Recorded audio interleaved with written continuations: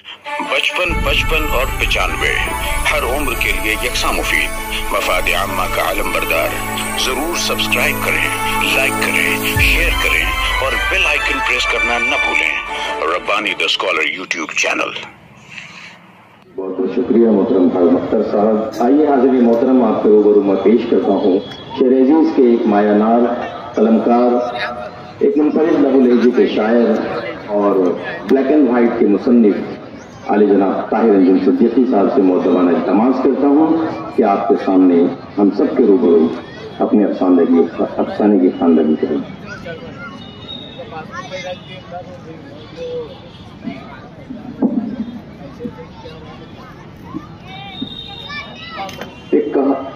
एक बच्ची की कहानी है, सुनिएगा। यकीनन इख्तिताम पर आप उसको अपने आसपास पाएंगे।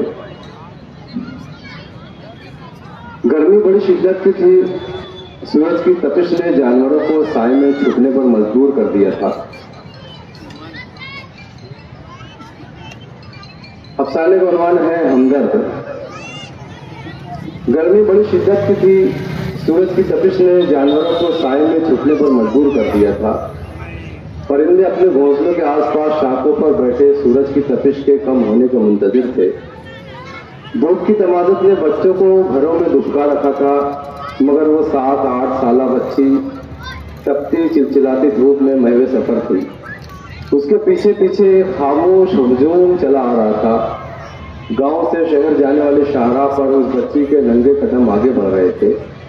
उसके झुलसते पैरों पर उस शाहराह को भी तरस आ रहा था, मगर वो सड़क के रहमदिल सीने पर अपने छोटे छोटे कदमों से आगे बढ़ रही थी।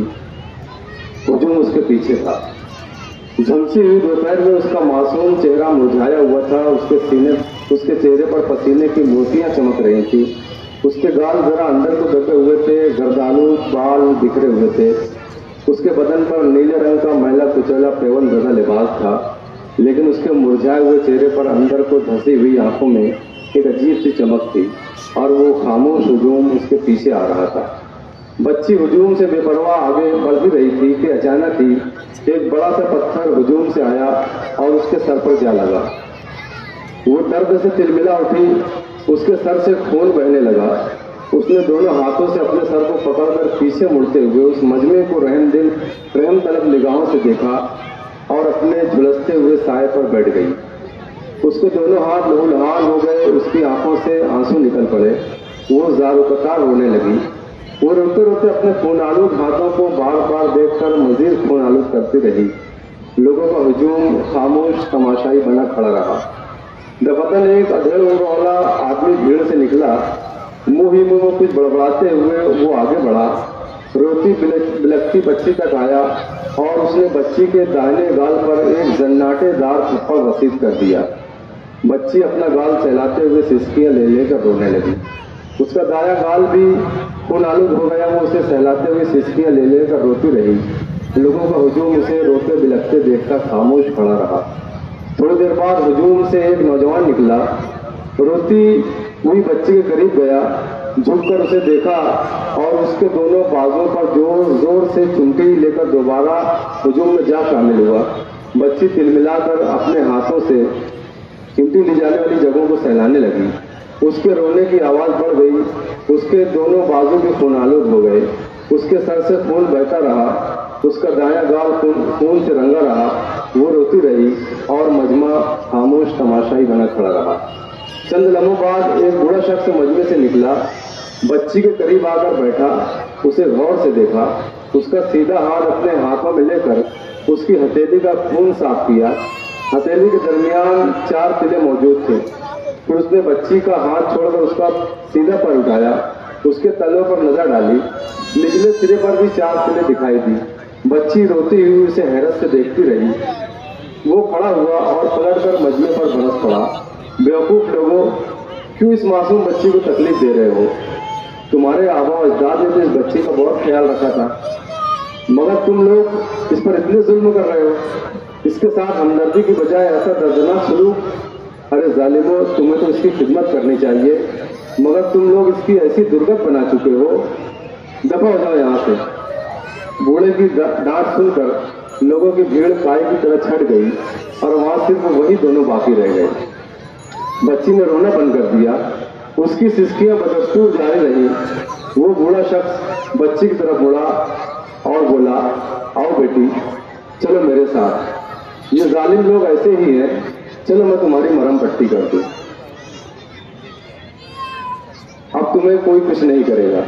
बच्ची उठी और वो बूढ़े के साथ साथ उसके घर की तरफ चल पड़ी। एक पहाड़ के दामन में मौजूद बूढ़े के घर तक पहुंचकर उसने देखा घर के नाम पर एक घास फूस की झोपड़ी थी। वो दोनों अंदर दाखिल हो गए। 15-20 मिनट गुजरने के बाद वो दोनों बाहर निकले। बच्ची के सर पर पट्टी बंधी हुई थी। उसके नीले सूट पर खून के धब्बे लगे हुए थे। गाल और बाजुओं पर लगा खून साफ हो चुका था। वो बूढ़ा शख्स उस बच्ची का हाथ थामे पहाड़ चढ़ रहा था। पहाड़ की चोटी पर पहुंचकर बूढ़े ने अपनी उखड़ी सांसों के दरमियान एक बड़े से काले पत्थर की तरफ इशारा करते हुए कहा, बेटी, अपना सीधा हाथ इस पत्थर को लगाओ। बच्ची ने आगे बढ़कर अपना सीधा हाथ जैसे ही पत्थर को लगाया, पत्थर खुद ब खुद गड़गड़ाहट की आवाज के साथ हिलने लगा और देखते ही देखते पहाड़ से नीचे लुढ़कता चला गया। बच्ची सहम कर पीछे हट गई क्योंकि उसे पत्थर की जगह एक गोल तारीख खिला नजर आ रहा था। बूढ़े ने उसकी पुष्ट पर हाथ फेरकर उसे दिलासा दिया, डरो नहीं, कुछ नहीं होगा, आओ आगे आओ, मैं हूं ना यहाँ, डरो नहीं, बस 3 मरतबा इस खिला में तेज आवाज से कहो कि जादू का चिराग ऊपर दे दो, फिर उसके बाद अपना नाम भी 3 मरतबा दोहराना। हाँ बोलो, कुछ नहीं होगा तुम्हें। वो बच्ची डरते डरते आगे बढ़ी और डरी सहमी आवाज में बोली, जादू का चिराग ऊपर दे दो, जादू का चिराग ऊपर दे दो, जादू का चिराग ऊपर दे दो, मेरा नाम उर्दू है, मेरा नाम उर्दू है, मेरा नाम। मगर बच्ची का जुमला पूरा होने से कबल ही बूढ़े ने बड़ी बेदर्दी से उसे तारीख खला में धकेल दिया। बच्ची की जोरदार सी खला में गूंजने लगी और एक जलता हुआ चिराग बड़े पुरस्कार तरीके पर रफ्ता रफ्ता ऊपर आने लगा। चिराग को ऊपर आते देखकर बूढ़े के चेहरे पर मुशर्रत की लहर दौड़ गई।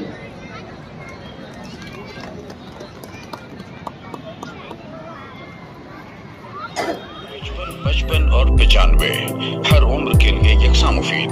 मफाद आम्मा का आलम बरदार। जरूर सब्सक्राइब करें, लाइक करें, शेयर करें और बेल आइकन प्रेस करना न भूलें। Rabbani the scholar YouTube channel.